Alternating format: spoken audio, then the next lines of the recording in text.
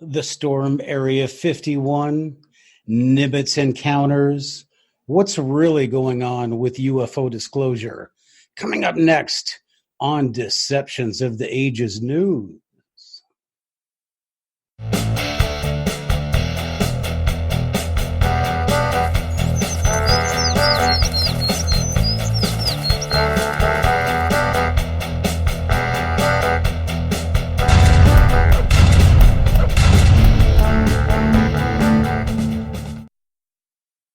Hello, everybody. Welcome to a special edition Deceptions of the Ages News.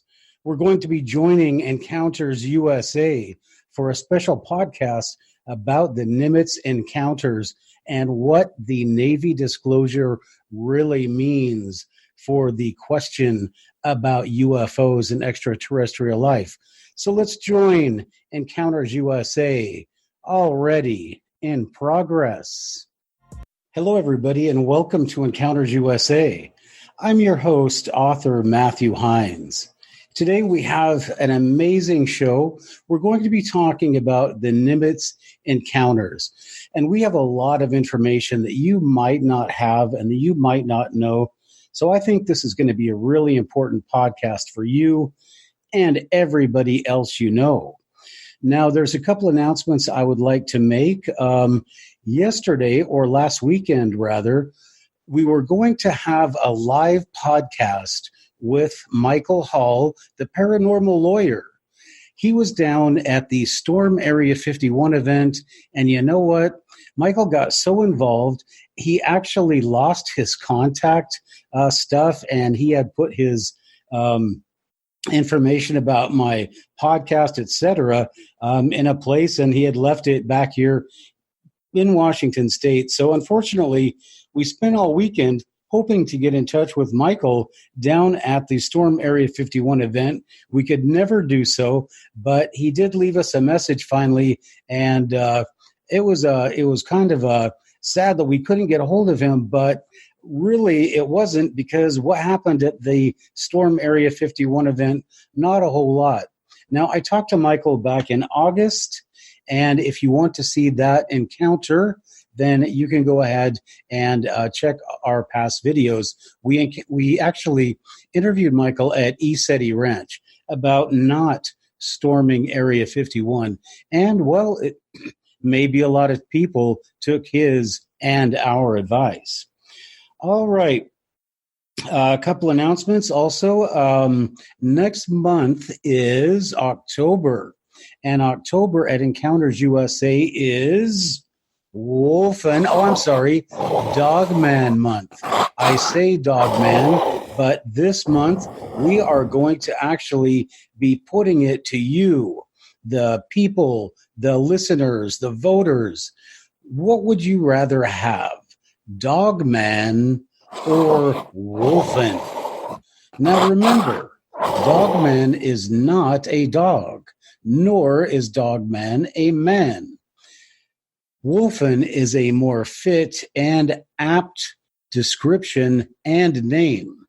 Also, it pays fitting tribute to the 80s movie, and don't forget, it also has something to do with paranormal podcast host on Project Camelot, Carrie Cassidy. If you want to know what, go check back on a few of my past encounters. All right. Anything else that we need to talk about? Yes, we do need to talk about what was the end result. And like in a week or so, actually not in a week or so, because of course next month is Dogman month, but we will be bringing Michael Hall out to talk about the future of this Storm Area 51 movement, because it looks like they have some kind of an alien stock thing coming out of it, which could be kind of fun, I guess, kind of like a what is that thing? The Burning Man, maybe for aliens or something, Burning Alien or something like that. I'm sure it would scare off the aliens at Area 51 just to see the kinds of people that would attend that. But maybe not a bad idea. All right, so the next thing that we want to talk about before we get into the Nimitz encounters is, seriously, we need to talk about what is going on with the Navy. Now, the Navy is coming out. They came out a couple years ago, and they showed people this gun camera footage, right? And then last week they came out and they said, oh, these videos are real. Well, what exactly is that supposed to mean? Now, of course, the fake media twisted it all around and said that somehow these UFOs have to do with aliens or extraterrestrials, and then the Area 51 thing, et cetera, et cetera. Well, in no case does the Navy say that, and it's really a question of understanding English, the English language, to really understand what the Navy is saying. And what they're actually saying, we're not going to talk about right now because we need to talk about the Nimitz encounters. And when we finish with the Nimitz encounters, we're going to talk about this announcement by the Navy and what it really means. And if you go all the way through this podcast and you can't answer that question by the time we actually give you the answer, well, then you need to listen to the podcast again and make sure you're subscribed.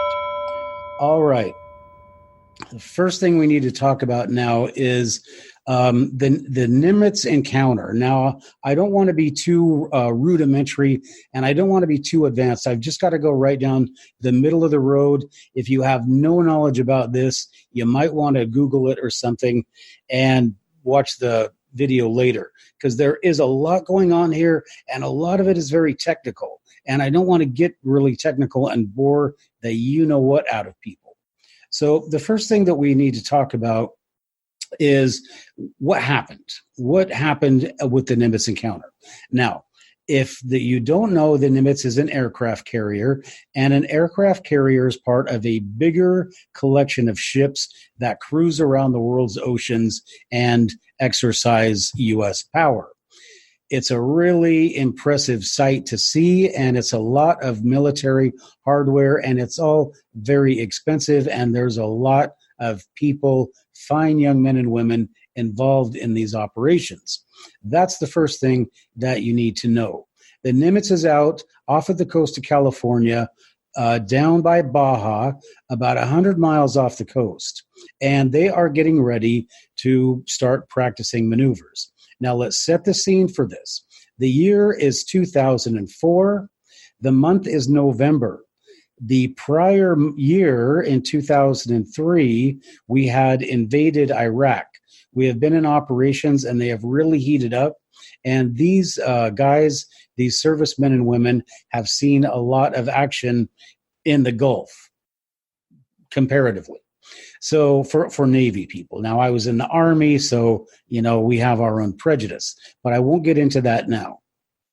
So these guys have seen action. They've been, out there. They've been doing the thing. And now they've got a training exercise to attend. So better than being in the Gulf. And they are out attending this training exercise. Now, there are 4 people that came forward, possibly 5, that came forward about this event, and that came forward as whistleblowers, et cetera, whatever you call it. And these are the people that we're going to be talking about. One of these people was on the Nimitz itself, on the big aircraft carrier. The other people were on, 2 people were on the Princeton, and I'm not sure where Jason Turner was, but Gary Voorhees and Kevin Day were on the Princeton. And on I'm not sure which day of the exercise it was, but on this date, November 10th, 2004, they began noticing, according to Kevin Day, they picked up these strange aircraft on their radar. All right. So Day was according to, this is all on according to a 30-minute YouTube video, and I'll post a link on it. You can see for yourself. I kind of went through here and picked out what was relevant information, and I was left with quite a few questions. So we'll be talking about those questions after I give you the basics of this encounter. So this is Day. He's got these things on his radar. They're down off the coast of Baja, and there's, he says, 5 to 10 of them each time he sees them. And he sees them the first day. And over the course of the first day that he sees them, he sees 5 to 10 of these, and he calls them tracks. And they are at 28,000 feet, and they're moving south. Now, this story is not completely clear, and I apologize, but this is why I have so many questions about it. And this is why I'm inviting any of these guys that were involved in this onto my podcast to clear this up for myself and for you guys. So the next thing that happens is he's got these things on his radar, and he is on one of the most sophisticated, expensive fleets on the ocean. And he's got 5 to 10 tracks, and they have no transponder, which means that the device that every aircraft in the air must have during the height of the War on Terror, he's got 5 to 10 crafts with no identifying transponders. These transponders send out signals. They give you the flight number, etc., and information, origin, destination of craft. There was none of this for 5 to 10 crafts. And they were not flying in what he called the commercial corridor. Now, after all of this Day person, let me get Kevin Day, who is basically, he's controlling the traffic. He's the traffic controller. He does not find any reason. He doesn't think that these are a threat. Okay. Now, I don't know if you understand how completely insane that is, but to have 5 to 10 aircraft with no transponders flying south in the vicinity of this fleet is really, I don't know, it's pretty bizarre that they would not have had a little bit more concern over that. But apparently they didn't. We'll be talking about that a little bit later. All right. So over the course of 3 to 4 days, now remember this first encounter started on November 10th. That's when they first saw these things. And this is why these dates are so important, and they're not clear. So the first sighting was on the 10th, according to this. And then over 3 to 4 days, they kept getting every day. They were getting these sightings, right? And they were, according to the thing, they were 5 to 10 tracks each time. Now, I just want to throw in there, right? Well, I'm not going to throw in there yet. Just remember that. 5 to 10 craft each time that he saw these each day. All right. So we get to November 14th of 2004. And we have this is an exercise day, November 14th. So they've been seeing these things for 4 days, and now they're launching aircraft and helicopters. And these aircraft are being vectored in the direction of these objects, and these objects are only 40 miles south of Nimitz. That means with a weapon, they could attack the Nimitz within seconds. 40 miles south, and they decide they've got this flight of F-15s out. On one of the F-15s, they have a brand new pilot. She's on her first carrier tour, and as her weapons communications officer, she has a senior officer who's basically, guiding her, telling her what to do. So, but she's flying, and then there's a commander of another plane, and he is in charge basically of the flight. Now, with these two F-15 Eagles, and these are called Eagle Flight or something, then there's also another craft, and this is a propeller plane, and it's called a wall banger. It's called a radar plane, and it is it is basically it has a sophisticated radar. And so it can direct traffic between the Princeton with Day and this plane. They're directing traffic between the two. And the captain of the Princeton has allowed the vectoring of these two planes toward the object. All right, so here we go. Planes are moving toward the object. Now, as the planes start to vector toward the objects, a couple of weird things happen. The first thing that happens is that the plane, the craft, whatever it is, it drops from 28,000 feet to 50 feet, the surface of the ocean, as high as that radar can track it. So basically, it can't see it, right? And as it does it, a lieutenant from the Princeton comes on board and asks what weapons these aircraft have on board, right? A lieutenant comes on and asks, what weapons do they have on board? Why would she ask that? Now, the reply was negative, training mission. They don't have any weapons on board. And you might say, well, this is just some green lieutenant trying to put their 2 cents in. Or was it something else? I don't know. We'll ask the questions later, but that's not what I'm going to ask. But that's something that you might want to ask. Why did they even ask about the weapons? So as she asked about the weapons on board, these F-15s are they're going down, they're checking out the target, and they see a long, what they call a 737-sized craft underneath the surface of the water. And then shortly thereafter, this Tic Tac, the Tic Tac comes out of the water, and it starts to dart around very erratically. And now the guys in the pilot and the gal in the pilot, they're all watching this, and they are moving down as they're watching. They're circling down, bringing their craft closer. And at almost the same point as the communication as do you have weapons on board, this thing reacts, and it begins going up. It begins coming up towards these descending aircraft. And as these aircraft are circling around, this thing also begins circling around off of their wing, and basically just mirroring their object. So things are really starting to get heated up. Now, at the back on the Princeton, as they might say, people are listening to everything that's going on, and people are wondering. And then suddenly the call comes out, and it says, "I'm being in," something about the bogey. You'll have to watch the video to get the complete sentence. But he says, "The bogey, I'm engaged," right? So this thing, about the time it finds out it has no weapons, it comes up and it starts to engage these descending F-15s. Now, according to the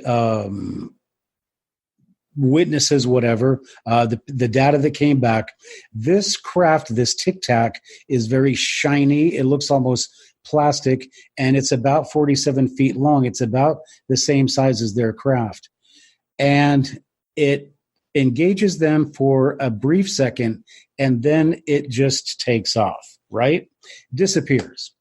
And then they get a call, and it says that this thing, this object, which now appears to be on somebody's radar, is back at the original cap station. Remember, when they first started out, they had been rendezvousing at a certain location with all the other craft before they had been vectored. From that location, that was where the craft was waiting for them. Now, this was all very bizarre, and it got even more bizarre because, remember, there's another aircraft, the other radar plane, and that is flying along in support and giving them all their radar vectors, etc. And suddenly, this Tic Tac-like craft appears outside of their window off of one of their engines. And it appears there for a few seconds, and then it disappears, right? So these these are the encounters, and this is what happened. All right, so we can get into the conjecture later, but this is what happened. They were vectored out to check out this thing. When they got to the point where it was supposed to be, there was a large bubbling something aircraft in the water, and then this Tic Tac came out. It came up as they were announced that they had no weapons. It began to engage them, and then it disappeared, and then it reappeared in at their original cap location, and then it also reappeared over or next to the wing of one of the airplanes. Now, the events that happened, these things happened over 3 to 4 days. I'm sure there are a lot of things that didn't happen. There are just some brief notes that I have taken. But the events that happened after that were all pretty much the same.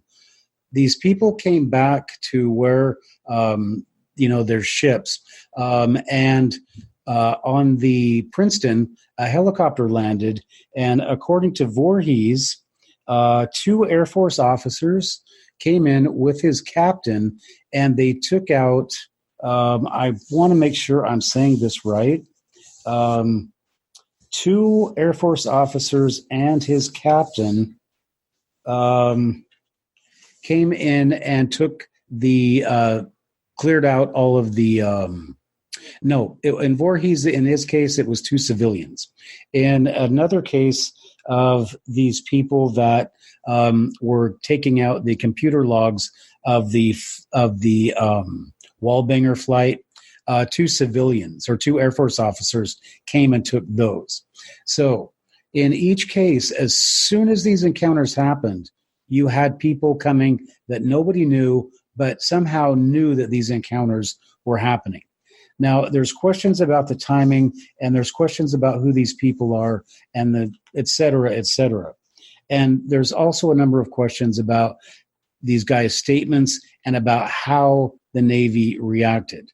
So we need to go back over what happened, and we need to talk about, in a lot of these cases, some of the testimony we need to look at, and we need to look at the reaction of what the Navy did and what it didn't, and why I think is going to become clear a little bit further on. So, okay, we all understand what happened now. So these guys are flying out, a young lieutenant and an older officer, right? And they're flying out, and they are, for some reason, tasked to go out with another plane and check out this flight. Now, this flight, according to this story, this is the 4th day. It's the 14th. And these guys started seeing these things on the 10th. And this is the first time anybody has been concerned enough to go and check these things out. So that should be noted, because we're going to talk about that a little bit later. Now, these guys are vectored to go out and check them out. Who are they vectored by? According to the story, Day says that he and his commander conferred to go and send this flight out to check these out. So these 2 planes and the radar plane are on their way out. And this thing, as it comes out, as they're on their way, obviously in the direction of that plane, that's when it drops from 28,000 to 50 feet. And everybody sees it. Everybody's watching on the radars or listening to the conversation. I don't know if anybody had it. I don't think anybody had it on the radar. I think that, or only the people in Princeton CIC had it on the radar. So that was why they were engaging. But the airplanes themselves did not have it on the radar. And according to the story, neither did the Wallbanger, the accompanying aircraft. So they're listening to this conversation. Now, as soon as this aircraft drops from 28,000 to 50 feet in less than 1 second, wouldn't it be standard procedure to scramble craft, because nobody knows what this is, right? Or maybe it crashed, maybe it, committed suicide or something, but they didn't know craft was scrambled. So then they ask, do you have weapons on the plane? And immediately, I don't want to say immediately, but when they give a negative response, it seems that and remember, they're circling down and they're looking at this craft, and now suddenly this craft hears that they don't have weapons, and bam, they're off. And so it goes up and it tries it starts to engage, right? And it engages and kind of messes with these people. And at this point, why did the Nimitz not scramble more planes? Because obviously this guy says himself, I have a bogey, I'm engaged. Why were not more planes scrambled if for no other reason than to protect the fleet, right? Remember what they had said. Everything that they have is for training. There's no weapons, there's no missiles on it. So why wasn't something scrambled to protect these craft, all right? So that's another thing that we really need to think about. Now, it's just kind of a lackadaisical attitude, because obviously they knew these things were there. All right, so for 4 days, these people, according to their testimony, were able to walk out on deck of the Princeton with binoculars and look at these aircraft, right? At these so-called Tic Tacs. And at no time it was anything engaged, whatever, et cetera, et cetera, et cetera, et cetera, okay? So if all of that doesn't sound a little bit bizarre to you, then you need to look at the other incidents of encounters. Oh, actually, we need to finish out, because when every aircraft landed, every person was involved had to sign a non-disclosure agreement. Now, I don't know what the specifics are for the non-disclosure, but normally they're from at least 10 to 20 years. And maybe these guys signed 10-year non-disclosure agreements. I don't know, but that's a really serious question that I would like to ask. But these guys were all given non-disclosure agreements and told not to talk about what they saw. All right, so what we come out with immediately, right, and this is what the media has come out with, is that this is a UFO encounter, right? And these, the Nimitz encountered UFOs. Now, the Roosevelt, ever since the 1940s, 1950s, has had a number of UFO encounters, a number of them. And at no time were the pilots, whatever, immediately that were in contact made to sign non-disclosure agreements, right? And at no time did these aircraft exhibit like staying there for long periods of time like they did over consecutive days like they did here. In those other encounters, they were very sporadic. But in this case, these were all regular formations, almost, I guess I'll say. But these are very odd circumstances when you compare previous encounters with like the Roosevelt, previous encounters with UFOs and the Nimitz, and now with this one. And now we're going to talk about the reasons why in just a little bit. But we want to make sure that we really understand what's going on here.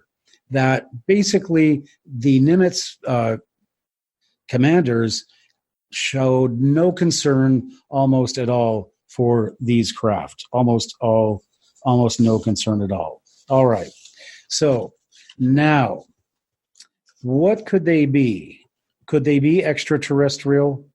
Well, let's talk about that for 1 second, because we know there have been aircraft that have had encounters with what we think are extraterrestrial craft or technology that we certainly don't understand.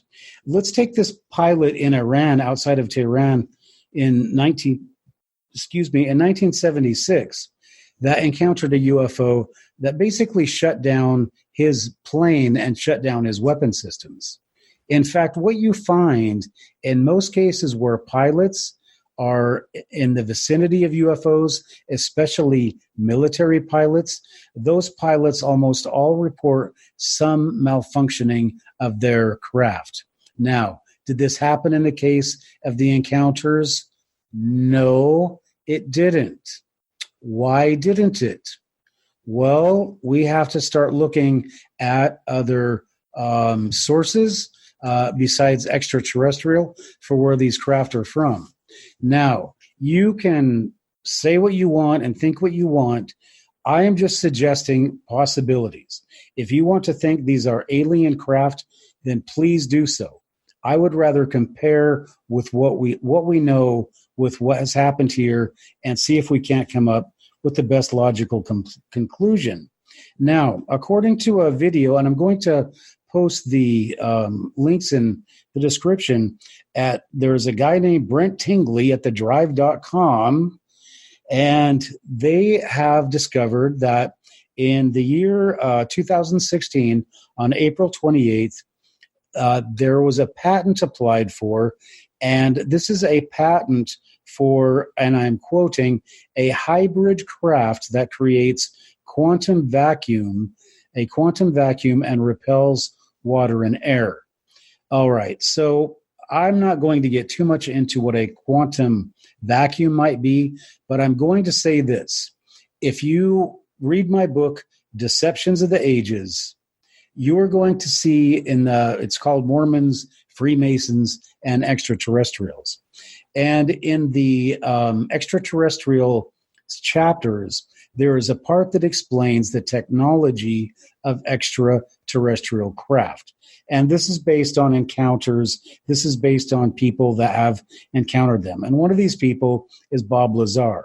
And Bob says that using a certain element 115, they are able to create a hyperdense mass that is able to manipulate time and space. Well, what does that mean? It means that they're able to create a mini sun, and the sun, as Einstein showed, is big enough that it can bend the light traveling around it, therefore affecting time. So, if you can, according to Einstein, manipulate gravity, you can manipulate time. So what is happening with this thing is that it is able to create a hyperdense quantum field around it, and so it's not affected by anything except the field it is in. And that's as far technical as I want to get with you. In my book, I talk about how they use spinning mercury, and that's part of the triangle engine that you see these TR3Bs. That's how those engines work. But these are created on a different system. Now, according to this patent, the thing, I'll call it a thing for now, is called the hybrid aerospace underwater craft. The hybrid aerospace underwater craft. And according to the patent, it is able to engineer the fabric of reality at the most fundamental level. All right. So another thing that we have to look at as well is that one of the things that is necessary, and I'm not going to get into all the physics in this because I don't really understand it, and I'm not going to bore you with it, but they needed to have superconductivity, which you can't have at room temperature. It takes a lot of energy and it takes a lot of heat, unless they found something, right? And if they did find something, and they did apply for a patent for something that has super conductivity at room temperature, and according to the patent, has military or considerable military and commercial value. All right, I know that's a lot to sink in, right? So let's just go back over to what we've discussed so far. So we've discussed the fact that these guys claimed that there was an engagement with a UFO involving Nimitz aircraft, and that the encounter involved a Tic Tac shaped object, and this object had was able to perform at properties that they had never seen before. And at one point during the conversation, the pilot says it just jumped 1,000 meters. It just jumped 1,000 meters. So basically, it jumped through time and space 1,000 meters. All right. So it sounds a lot like this patent that was applied for, and it gets even more sounding like this patent they applied for when one of the shapes that this thing takes, most of them are triangles, but in this case, it is the shape of a Tic Tac. So there it is. In 2016, they applied for the patent for this thing. Now, there's a few questions that you may want to ask. And number one, why does the Navy need a patent for one of their own craft? But there it is. Now, these craft have also been designed, according to this story, with a Faraday cage, which means that they can put a human in it. And so if these things are real, then they are able to travel in time and space, et cetera, et cetera. All right, so now let's go full circle and let's go all the way back to the beginning of the podcast, not quite to the dogman part, but to the part where we're talking about how these craft are being disclosed by the Navy, right? And the Navy is coming out and saying that these are unidentified aerial phenomenon. And a few years ago, they had this crazy gun camera footage, and you had people that were supposedly pilots that were saying things like, dude, bro, my gosh, wahoo-hoo, and other things like this. And these are supposedly Navy pilots speaking like this over an Air Force channel. I don't think so. What this all looks like to me is it looks like the Navy and the Air Force are actually looking for these things. Not because they're not theirs, but because somebody else might have them. And by using the language, dude, bro, my gosh, I mean, those guys would be grounded if they were to ever talk like that. But to use that kind of language, it means what they're trying to do is they're trying to make it cool to have an encounter. Dude, whoa, wahoo, my gosh, it's cool to have an encounter now. So what they're looking for, I believe, is they're looking for people to report these things, not only because they want people to report our craft, but they also want people to report what they see that possibly could be from other countries. So that's the important point, I think, of all of this Navy disclosure, et cetera, is that they are, I think, trying to do two things.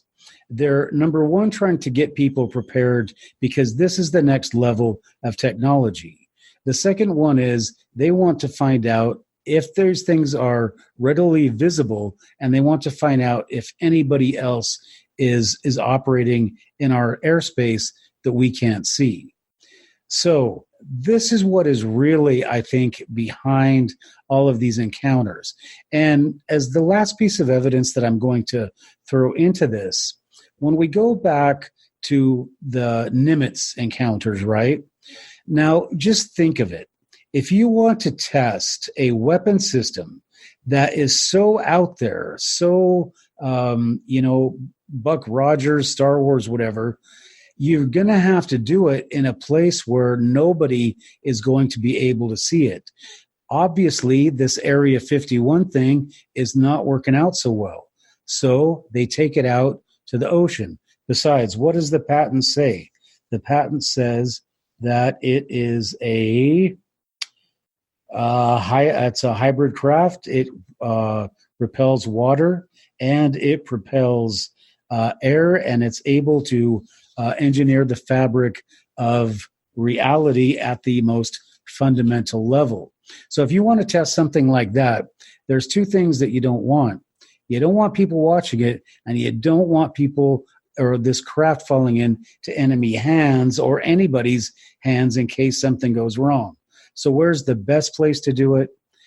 Right outside of your own Navy. That way, nobody is going to mess with it. So these things were conducted, these maneuvers were conducted in a place that has a long history of USO encounters, et cetera, et cetera. So maybe that's for a reason. Maybe those USOs are ours. Maybe they're not, but maybe they were using them as cover. But in my opinion, these craft do not exhibit the technology that we see in what we would call alien craft. I mean by size. I mean by the fact that they couldn't interact with the airplanes that they were dealing with, other than freaking out the crews. So those are my thoughts about it. And if you have any comments, I would sure like to hear them. And I would sure like to hear if you have any information about it. If you are one of the guys that were involved on the Nimitz, I would sure like to interview you on this podcast within the next week or so. But anybody that from the Nimitz that would like to come on here and talk, I'd sure like to ask you guys a few questions.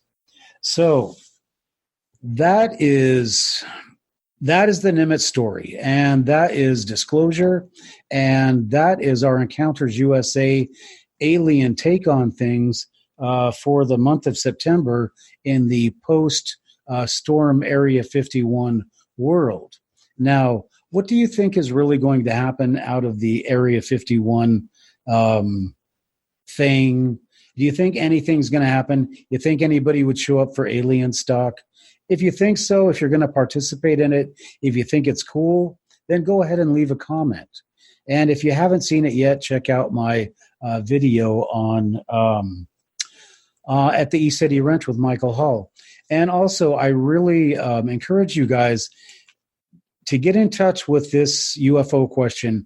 You have to read my book, Deceptions of the Ages, because until you understand who's really covering up the UFO question and the extraterrestrial question and what it really is, then you're really not going to understand anything, because you can't, as they say, see the forest for the trees. Now, in closing, just to keep this kind of open a little bit, I want to throw in one last idea and thought here, because we talk about Bigfoot and we talk about the Dogman and aliens and UFOs.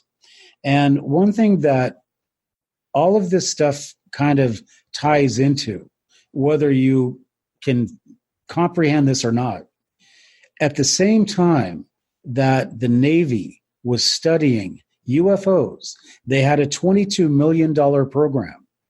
Part of that money was going to Bob Bigelow's Skinwalker Ranch. Bob Bigelow had two different programs for studying the phenomena at Skinwalker Ranch. One of them had to do with NIDS, with the science aspect of it, but the other aspect of it had to do with Department of Defense stuff. So did they learn something at the Skinwalker Ranch? Did they learn how these things work? Did they learn the questions to, the answers to, what do they call it? They call it a quantum vacuum. And they call it, they're able to engineer the fabric of reality at the most fundamental level. Is that what they learned at the Skinwalker Ranch? Well, that money went for something. And the same money that went to study UFOs went to the Skinwalker Ranch. So if you think this stuff is not related, you better look into it some more. All right, then. So I think that's the Nimitz encounter. I think that's the information that is relevant. And if you guys want to look into another bizarre encounter, check out the Maury Island encounter that I did last summer. It's just another bizarre relationship between the UFO question and the JFK assassination. And why were the same people involved in that? So it's all pretty weird stuff. But as far as this Nimitz encounter and as far as these UFO disclosures by the Navy, I think we really need to take them with a grain of salt, because there's a very good chance it's just a PSYOP. And what they're really saying is, Iran and China, watch out. We got this kind of stuff now. So you better watch your back. Wow, Encounters USA really is an interesting podcast.